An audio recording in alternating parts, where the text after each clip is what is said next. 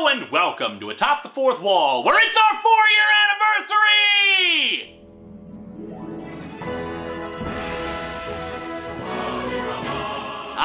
It's been 4 years since I started this happy little show, a show that has brought me nothing but joy. Why doesn't it work? This exploitive, badly written trash! Why are they making me review this? Why? Somebody said help! These comics suck! This piece of crap sucks! Of course it isn't! This comic sucks!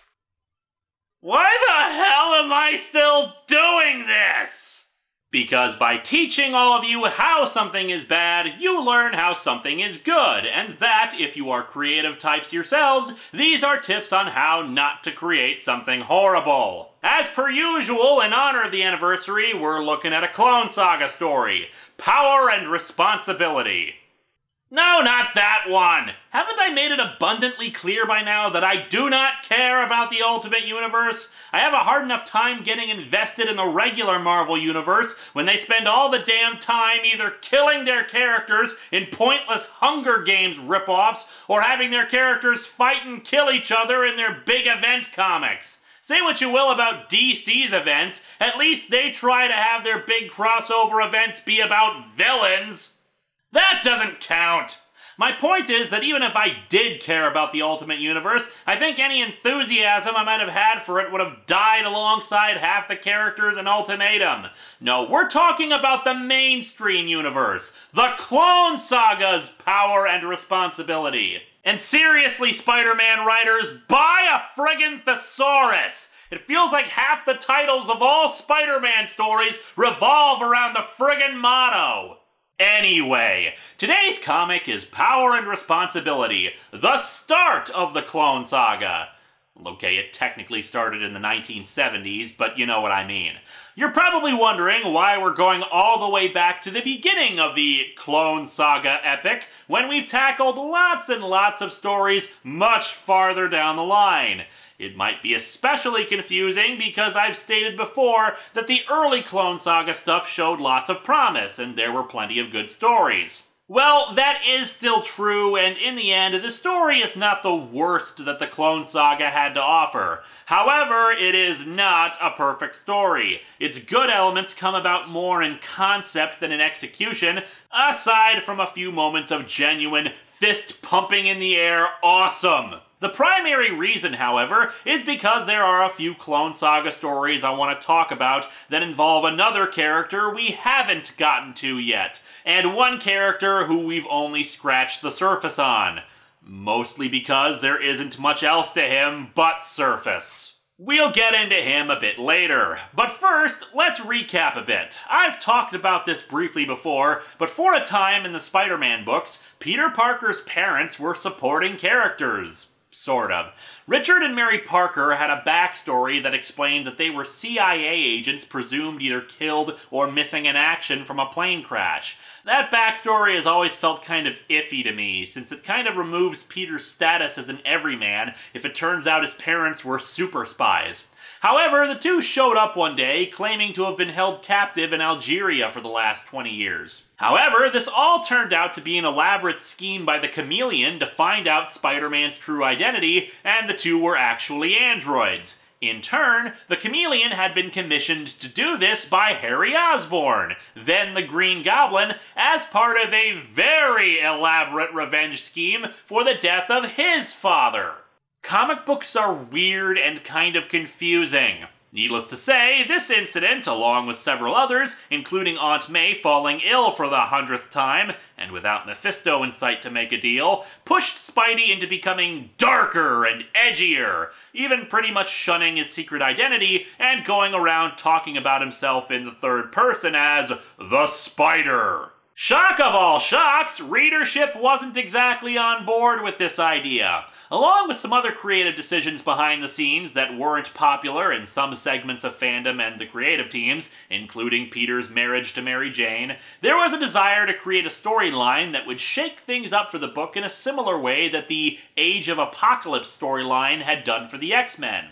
The idea of bringing back the clone was then conceived, and since they didn't have any better ideas, that's what they ran with. Unfortunately, there was the problem of Ron Perelman. You may recall him being briefly mentioned in the Marvel #1 review.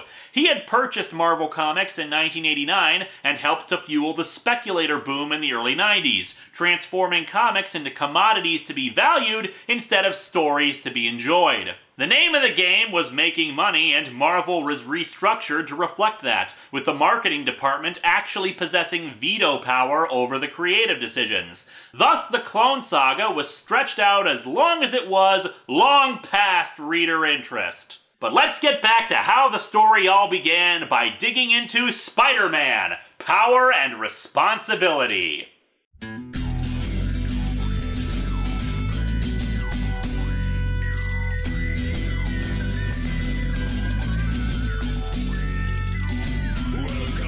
Atop the Fourth Wall, where bad comics burn. Linkara's gonna teach you all a lesson you won't learn. Brodsky, you're not the smartest. Life out, you're not an artist. Anyone who's had a bad comic published, it could be your turn. Linkara, he's a man punch, wears a birdie hat. Linkara, he has a magic gun. Where'd he purchase that? Robots, Amazons, and trucks. Linkara. This comic sucks. Linkara.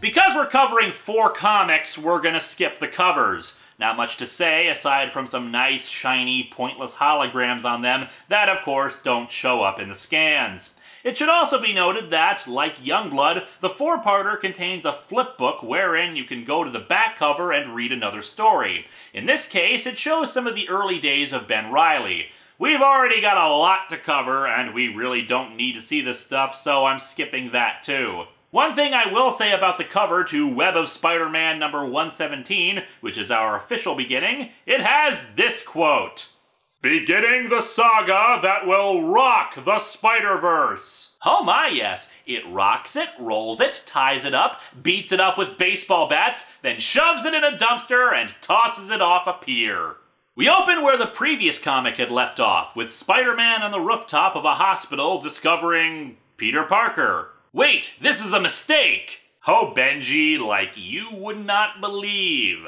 I only wanted to see May and get out of here before— I don't care what kind of sick game you're up to, imposter! Doesn't matter if you're another dimensional doppelganger, a state-of-the-art replicoid, or the chameleon himself! How weird is your life when those are the first rational explanations your mind goes to? You're not Peter Parker! Just an incredible simulation! Much like how I pretend that everything that's happened since One More Day has been a horrible, horrible dream. Ben tries to get away, but he's rusty with his spider powers, while Spider-Man is, well, kind of cuckoo for Cocoa Puffs right now. And you can't really blame him considering all the crap he's gone through in recent times. Spider-Man kicks Ben into some kind of warehouse, both crashing inside of it, though Ben recovers first. Peter. Don't call me that! Call me Evelyn! I hate Peter Parker! That's funny, so do the Spider-Man writers. We cut to Ravencroft Hospital, and now it's time to meet the main problem we're talking about with Power and Responsibility. 2 Spidey supporting characters, John Jameson and Dr. Kafka, have called in an expert in science, I guess, but he has come along with his entourage. The entourage isn't our main focus, so let's just get them out of the way. Mysterious Indian woman in hot pink, futuristic cyberpunk biker, Nick Charles from The Thin Man, and Death from Sandman. And then there's our main guy here, Judas Traveler. As I explained earlier, one of the goals of the Clone Saga was to shake up the book and get readers interested again. One of the ways they decided to do that was introduce new villains and characters. And that's where Judas Traveler comes in. Allow me to give you a quote from Glenn Greenberg, a writer and editor who worked on the Clone Saga for a time. The only thing I can really add is that no one, not the writers, not the editors, seemed to know who or what the hell Judas Traveler was. He was seemingly this immensely powerful, quasi-mystical being with amazing abilities, but what was the real deal with him? As I recall, J.M. DeMatteis really enjoyed writing him and had future plans for him. Said plans never materialized. DeMatteis left the Spider-Man stable of books during the Greatest Responsibility storyline I talked about a few years ago. Glenn Greenberg speculated it was because he was just too tired of all the weekly crossovers between the various Spider books and the fact that Ben Reilly's introduction as Spider-Man and not just the Scarlet Spider kept getting pushed back. So whatever plans that he may have had or hoped for with Judas Traveler were pretty much abandoned because nobody cared about this guy, whom Greenberg admits is just not a character that belongs in a Spider-Man book. If you look at the main Spider-Man stable of villains and the types of stories told in his book, they tend to be focused on everyman kind of situations, or the temptation to use power for selfish benefit, or to feed a growing megalomania. The villains themselves tend to be science-oriented in one way or another, mainly because Peter Parker is a science major! Spider-Man is a scientist? And that doesn't mean Spidey can't ever encounter magic-based villains or otherworldly threats. Hell, my favorite villain for Spider-Man is Venom, an alien for crying out loud. It's just that some mysterious guy with nigh impossible mystical power, that's not a Spider-Man villain. That's a Thor villain, or a Silver Surfer villain, or an Avengers villain. And yes, I'm glad Spidey is a member of the Avengers. He long ago earned his spot as one of Earth's mightiest heroes. But that's a villain for a team, not Spidey on his own. So where am I going with all this? Well, instead of the driving force of this story being about the return of Peter Parker's clone, it's about some asshole psychologist who's doing the things he's doing because he's bored. And nobody, not even the writers, knew what the hell his deal was! This is starting to sound like a bad comic book plot. Well, that's because it is! Anyway, Dr. Kafka is hoping that Judas Traveler, who is apparently a well-known criminologist or something, can do something about her various patients, including such happy individuals like Carnage or Shriek. And yeah, she addresses him as Dr. Judas Traveler, because this guy looks like a doctor. For the love of God, are you a real doctor or a doctor like Dr. Pepper's a doctor? While Colonel Jameson gives the entourage a tour, we cut back to Spidey beating up on Ben Reilly. He finally stops hitting him long enough to ask him who the hell he is, since his spider sense isn't reacting to him. Ben finally admits that he's the clone. The Jackal's pawn? I was the Jackal's pawn! Until I reached the other side of the board and got swapped out for a queen. Ben finally knocks Peter into a wall and apparently into unconsciousness, promising that he'll be long gone by the time he wakes up. We cut back to Dr. Kafka and Judas Traveler.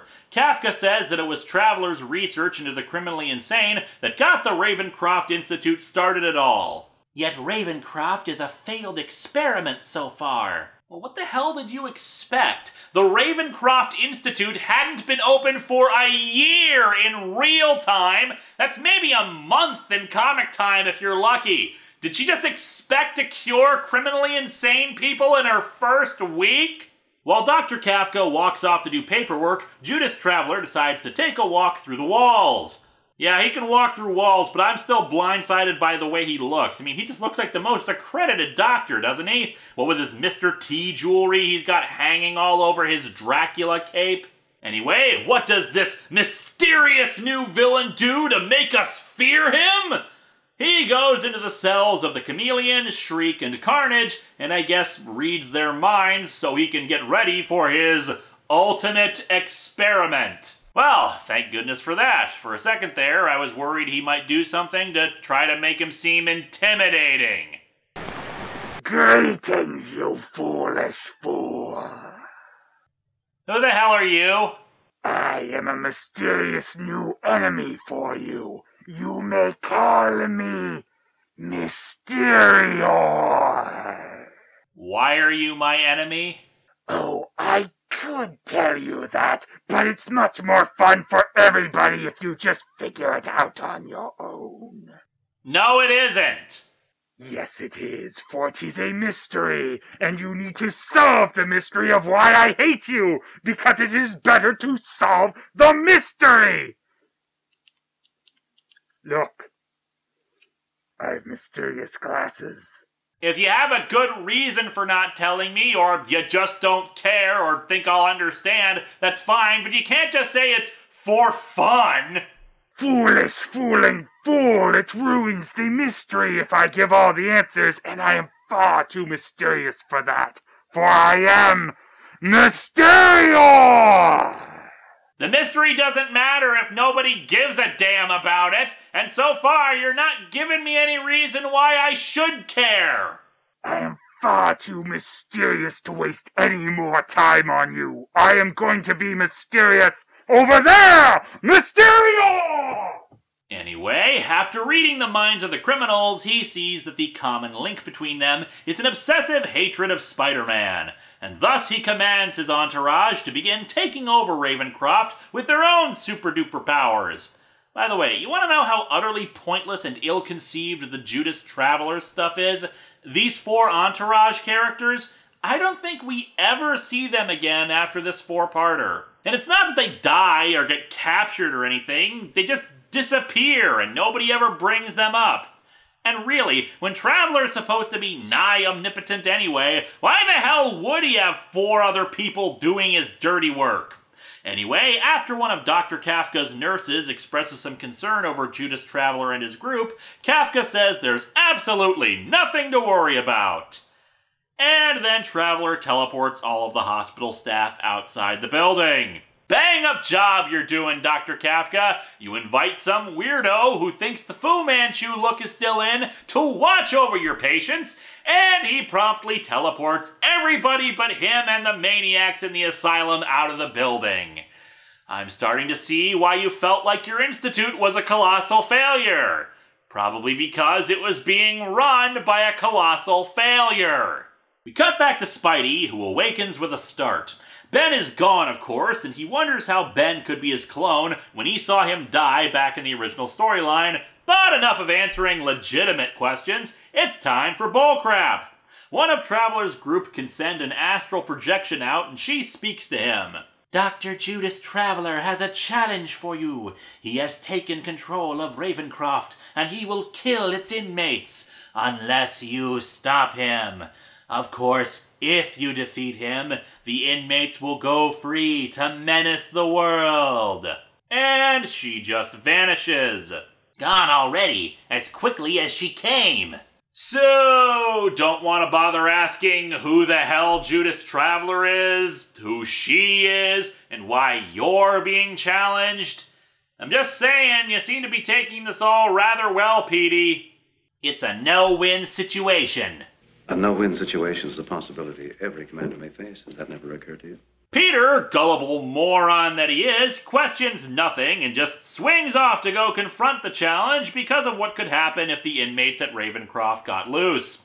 However, it turns out Ben Reilly wasn't too far away when this happened and overheard it, realizing that Peter has little chance on his own, especially when he's kind of nuts right now. As such, he begins to consider whether he should put on his own Spider-Man costume again. After a brief interlude with Mary Jane and her Aunt Anna, who have gone to see May at the hospital, Spidey arrives outside Ravencroft, where a SWAT team has also arrived. Traveler walks out, and it just occurred to me, what asshole parents named their kid Judas? That's like naming your kid Brutus or Benedict Arnold or something. What's wrong with you? And says he's heard a lot about Spidey. You've got a rep too, Doc, but not as a terrorist. I love how apparently everybody else knows about this guy, except the people who created him. An officer tries to shoot him down because he's a little trigger happy. Naturally, the bullets do nothing, and he invites Spider-Man inside. I did this all for you, and I intend to put every single one of the tortured souls inside out of their misery. Unless you stop me. However, if you and they do survive my gauntlet, the powerful wretches will then be released into the world at large. Or, into the 50 or so cops outside with rifles and an eagerness to shoot anybody who walks out. So, yeah, end result seems to be the same.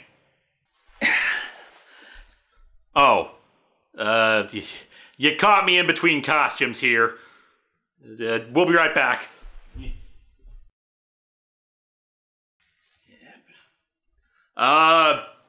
Kaplopped or something. We're back.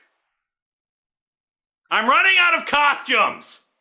And so Spider-Man walks in, ending part 1. We continue in Amazing Spider-Man number 394, where we open on Ben Reilly standing on a roof and being angsty about how it sucks that he isn't the real Peter Parker.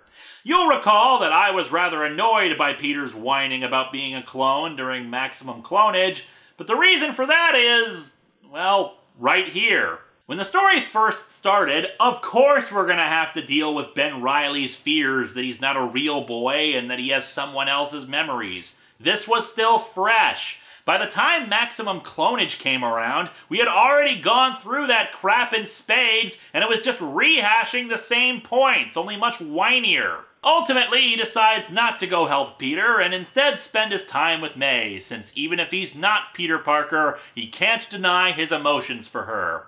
Back at Ravencroft, Dr. Kafka expresses her confusion about all of this. Traveler's a psychologist. A philosopher, not some superpowered criminal. Philosopher? Ha! Oh me, oh my. Let's talk about that for a second, shall we? This is, again, a problem with a villain like Judas Traveler. He's one of the types of all-powerful beings that want to use their super-duper special chocolatey powers to explore the truth of human nature, or some crap like that, and especially the nature of evil. Now, me personally, I believe in objective good and objective evil. It comes with being a religious person. However, if this guy was really a philosopher, he'd realize how stupid this experiment is, especially if he was also a psychologist. Hey, Mr. Traveler, I've got a friggin' minor in philosophy, but I don't even need that to tell you why you're full of it. You can't uncover the nature of evil because there isn't one singular answer. What's this? A prison full of people who were all put here by Spider-Man all happen to have an obsessive hatred of Spider-Man? What a shocking development! Hey, Jude, here's a thought, and stop me if you've heard this one, but people do bad things for various reasons. And probably most pertinent of all my questions concerning this goofy pseudo-philosopher, if this whole damn thing is about the study of evil, why the funkin' wagnalls did you drag Spider-Man in this to test his nobility and heroism? Anyway, we have a pointless scene where that nurse or assistant or whatever guy from last issue gets transformed into a villain called Vermin and is then turned back before being teleported outside while Traveler croons that evil is all about fear and stuff, forgetting, of course, that some people are just genuinely psychotic or sadistic or any other reason that discredits your nonsense. Anyway, Peter is leaping from wall to wall while the narration captions tell us his motivations for coming here to save the inmates. Because it's not like this could be revealed in dialogue. Oh, no. Let's have it narrated to us. Spider-Man has witnessed Dr. Kafka's heroic struggles to restore sanity to broken psyches, seen the miracles simple human compassion can bring about. And he can't let her work be so cavalierly destroyed. But he really doesn't give a crap about all the lamps and furniture and stuff he's knocking around. I mean, yeah, keep her work, but this place just looks damn tacky. However, the narration tells us that the Spider knows there's more to it than that. Not that we're ever told what that more is. As he continues to walk the halls, we have more psychology narrated to us. but it works a little better since it goes away to explain what the hell's going on in Peter's mind. It's basically being told to us via a sledgehammer to our face instead of being creative, with Peter slowly losing his mind and seeing the inmates as dark reflections, but hey, it works. Peter is falling apart mentally, and that's all there is to it. We have another interlude between Mary Jane and Aunt Anna where we see that MJ is leaving town to try to make peace with her own family before she can be of any help to Peter and May. Next scene! Ben is at the hospital, drama about the crap he's going through, and then he meets a nice doctor lady who says he looks like he needs a friend.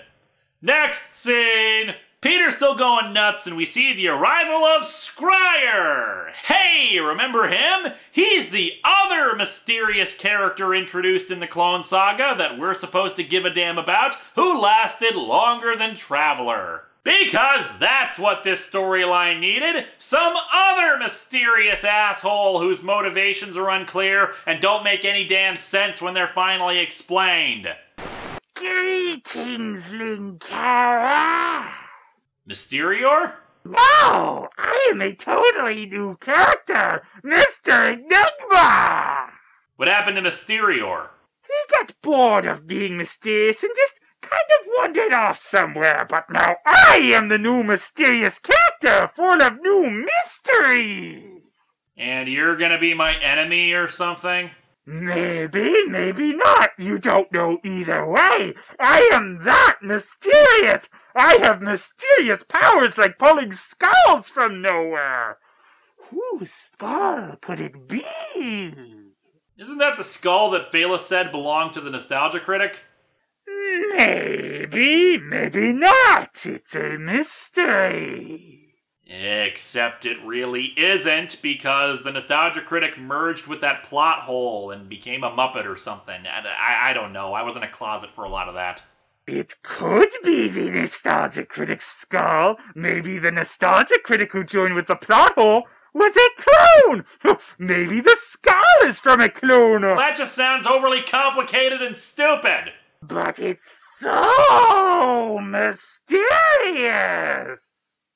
You know, I'm currently trapped in my apartment, and I should really ask for your assistance, but I've got a feeling you wouldn't be much help anyway. I could be. You don't know. No one knows. Mysterious!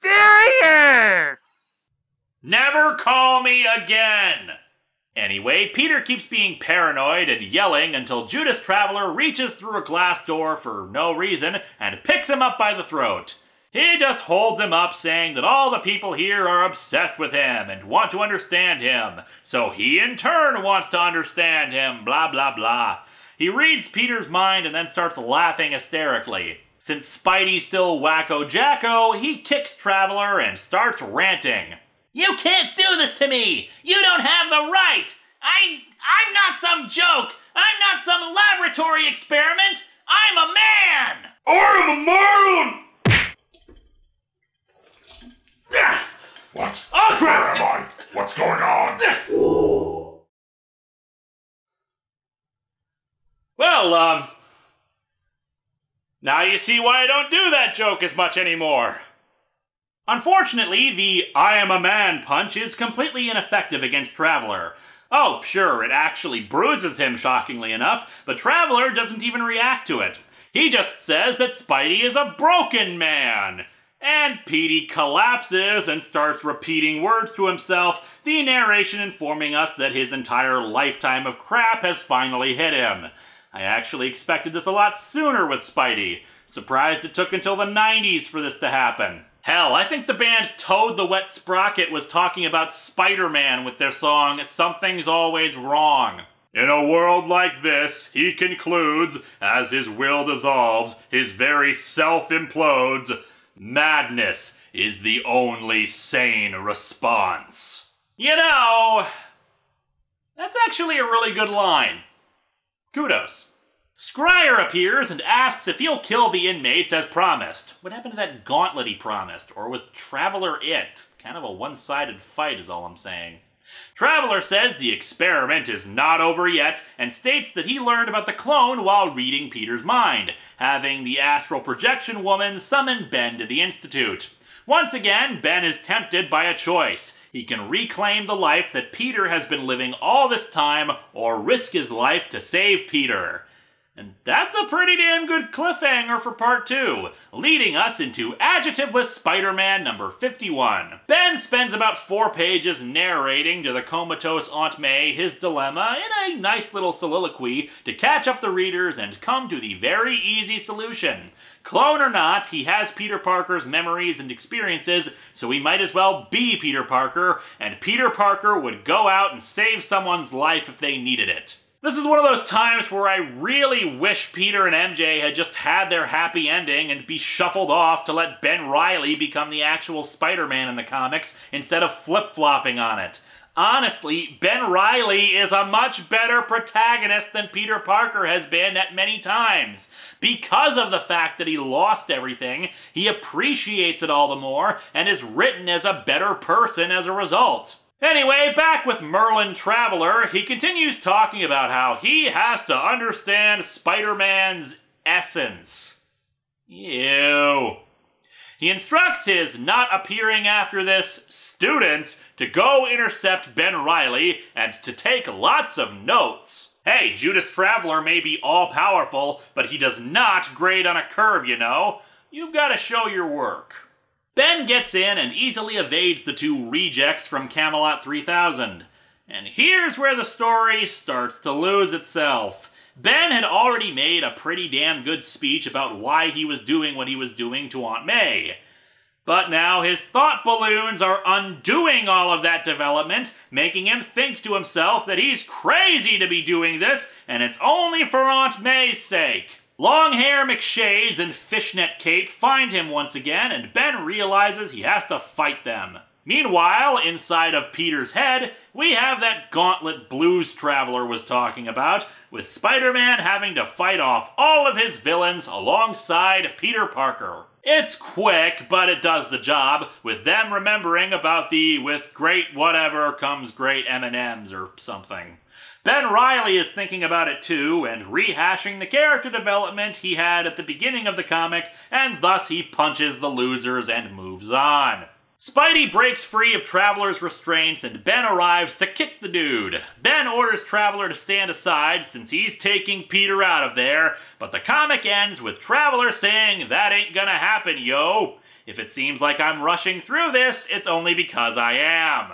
How is it that a comic featuring character development and a psychological battle in Spider-Man's head somehow felt extraordinarily padded and repetitious? We conclude Power and Responsibility in Spectacular Spider-Man number 217. Rarely has the man known as Judas Traveler been so pleased with himself. I don't know, but the way the dude rambles on about nothing, I would have thought that smug was his default emotion. A world-renowned philosopher and psychologist. Renowned by who? If people really think this tripe is worthy of acclaim, here, I've got a comic called Marvel number 3 for ya. It'll blow your friggin' heads off.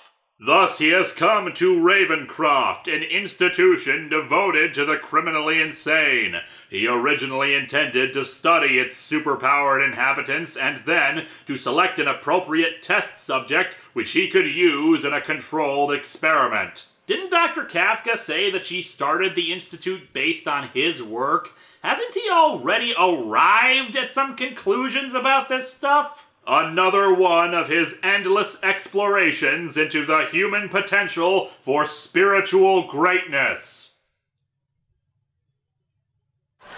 This sucks! Oh goody! In between comics, character positions have changed. Ben is no longer holding Peter up and defending him. In fact, the two are now standing away from each other and being more wary of the other instead of Traveler. Great continuity! We cut back outside to remind the reader that, yep, Kafka and the SWAT team members are still in this, before we then go back inside again. Oh, and I guess Traveler used his mind powers or whatever to knock the two out and shove them into the basement. Traveler tells his crew that he won't kill the inmates and instead just unleash them on the two Spider-Men. Peter, still a big old ball of crazy, hits upon the idea that Ben is actually working for Traveler and attacks him, quickly learning that his web shooters have been disabled. Ben points out that Peter has changed. You changed, man. You used to be cool. Nah, he means that Peter used to make jokes and banter, but now he's all rage and frustration, especially since he doesn't want to be called Parker, but Spider-Man. However, the battle is interrupted by the arrival of the inmates who swarm at the two. Peter is merciless and fights to hurt them savagely, but Ben reminds him of the lessons of May and Uncle Ben, and says that they have to work together. Traveler and his group prepare to leave, making sure to leave a note behind in Kafka's office, postmarked a week before, that says he's not able to come due to a prior commitment, in an effort to misdirect the authorities after they're gone. Oh, yeah, and I forgot to mention there's an energy barrier preventing the cops from entering this whole time. Traveler uses it to knock everyone outside unconscious. Yippee. There's a brief interlude with Mary Jane again as she regrets leaving, but then gets sick, foreshadowing the fact that she's pregnant, as we've established in other parts of the Clone Saga. And here's where we get to probably the best part of the beginning of the Clone Saga, and really where you see some hope there. The inmates have been contained, and the two Spider-Men go up to confront Judas Traveler, but first encounter an inmate named Wild Whip, whom Ben says he faced on his travels. They dispatch him easily, but the true threat is next up: Carnage. The battle is brief, and when you really think about it, it doesn't make much sense. But what happens? Ben declares that nobody can defeat the two of them working together, and they both kick Carnage in the face and knock him out. That is awesome! Like I said, it doesn't really make a lick of sense, but it's just badass! This, to me, was a sign of how the Clone Saga could be a good thing. A bitter, more experienced Spider-Man fighting alongside an out-of-practice but more optimistic Spider-Man. And it doesn't even matter to me that we have to turn the page on its side in order to read it. It's just awesome. I honestly wish Ben Reilly was still alive and working with Peter. One could say it's character redundancy, but I think this shows how it could have honestly worked, especially if they truly wanted to have that youthful Spider-Man who could be dating and crap, while also pleasing the fans of the married Spider-Man. The problem that so many had with the Clone Saga was not just the fact that a lot of the stories were bad, it was the implication that the character they had been following for so long wasn't the real Spider-Man. You want to know how to resolve that? Don't answer the question. Always leave it ambiguous which is the clone, and there's no way to tell. They're instantly both legitimate, and you argue that it doesn't and never will matter, because they're both Spider-Man. But, well, all in retrospect. The two return Carnage to a cell and then spot Traveler and his goons making their escape. They leap out after them, but the goons vanish and the car they were going into explodes, seemingly taking Ben with it. But of course, nobody buys that for a second. Traveler does his Ooga Booga routine and disappears, everyone waking up, and even Spidey acknowledges that Carnage was taken down too easily and learns that all the inmates were returned to their cells. I'll pretend that I care. Speaking of Traveler, he talks with his entourage about how Spider-Man seems to be decent and noble, but also that his genetic duplicate is also quite intriguing, laying the ambiguity that it may be Peter who was the clone the whole time. And so our comic ends with Peter swinging off, not sure if the return of his clone was real or just another mind game by Traveler, especially when they don't find a body in the wreckage. However, we see he was quite real as he realizes he has to choose whether to come home or return to exile. These comics! Yeah, they suck. I really hate to say it, but they suck. While it's not good, it does succeed in a lot of areas in spite of its setbacks. The problems with the story can be summed up in 2 words: Judas Traveler. The Return of the Clone is a story in and of itself, which had lots of potential for exploration of Peter's own character. The only thing that Traveler's nonsense serves to do is get Ben in a position where he has to choose between taking Peter's life or being a noble person, which could have been done a lot of other ways without goofy guy rambling about studying evil and studying Spider-Man and coming to his idiotic conclusions. Though come to think of it, he didn't come to any conclusions. All he came to was that, yep, Spider-Man sure is a noble person. That accomplished a lot. Ben Reilly is really the best part of the story, and sadly just serves as a reminder of the better parts of Spider-Man's nature, and despite the illogic of it, it's just damn awesome to see both of them drop carnage like they did. Remember, one of my favorite Spider-Man stories is Maximum Carnage, where he almost feels like an unstoppable storm of death and chaos. But Ben's words of, "there's nothing they can't do by working together," really hit home. And that's a lesson that I need to take to heart. I've got some friends out there who I need to put aside my mistrust with and... oh, for the love of Mysterio or whoever is calling. I guess I just need to save my reconciliation with my friends for next time. Mysterious!